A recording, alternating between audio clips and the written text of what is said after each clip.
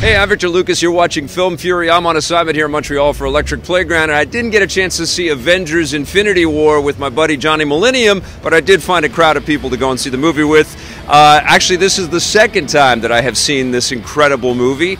I did a very late night review on my other channel last night with my buddy Marissa Roberto, but I wanted to dive a little bit deeper in after seeing the movie a couple of times. This is still a spoiler-free conversation. I intend to go and see this movie again with Johnny, and we will have a spoiler chat about this movie because it is so massive. And I think the thing that I need to kind of really hit the most is the fact that this is another one of these impossible accomplishments. It's another one of these movies that just seems like unfathomably difficult to create and put together and orchestrate and, you know, get all of the collaborative efforts together to be able to build something of this magnitude, of this sort of level of spectacle. It doesn't disappoint in that regard at all. If you are looking for a flipping through the pages comic book experience with every kind of, you know, visual statement that's been made in the comics before, sort of represented on screen in a perfect, you know, true to the art form kind of way, that's exactly what you're going to get here. I will say, though, that if you have been the moviegoer that has only sort of dropped in on the occasional Marvel movie along the way, and you haven't been a fan of, you know, some of the more comedic choices or some of the character choices or the casting choices, this movie's going to go whoosh, right over your head. This is made for the people that have sort of been staying tuned all the way along. There are 18 movies prior to this one in the MCU, so this is the 19th movie over 10 years. That's a lot of material to pull from, and if you have been along for the ride, the movie benefits so much from that because you have, you know, an identification with these characters. You know what some of the beats are going to be. You know what some of the, you know, sort of the driving forces of these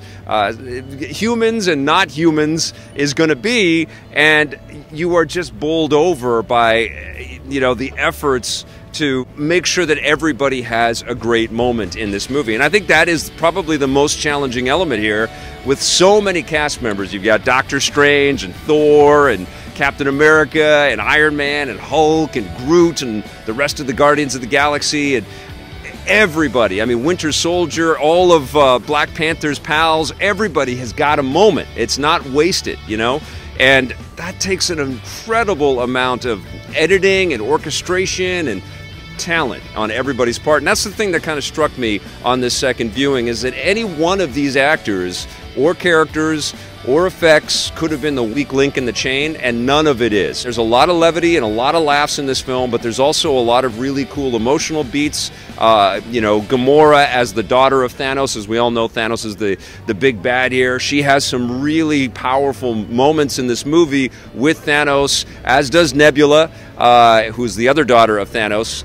You know, and it's great to see that because we get a lot of highs. You know, that's like a bunch of those airport scenes from Captain America Civil War sandwiched across this movie. Lots of huge epic battles that are just like, oh my God. But then there are these quiet sort of still moments where we get some, you know, real emotional connection. We get some real emotional connection between Star-Lord and Gamora in this one.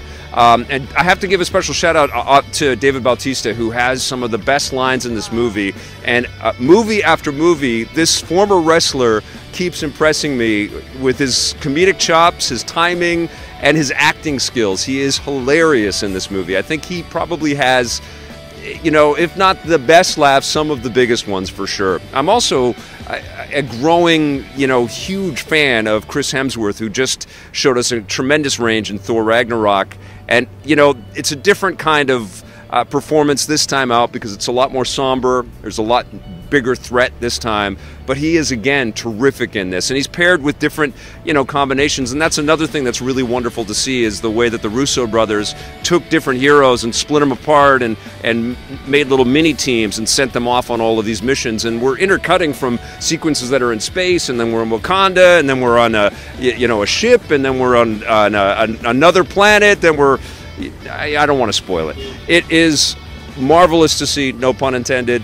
It is an accomplishment that, you know, needs to be applauded, and I think everybody involved needs to take a huge bow. Nothing like this has ever happened in the comic book movie world before, or in the movie industry, period. We haven't seen a build-up like this over this many films to something so majestic and epic and also, you know, pointing at the direction of where we're going to next, and I'm so excited for that.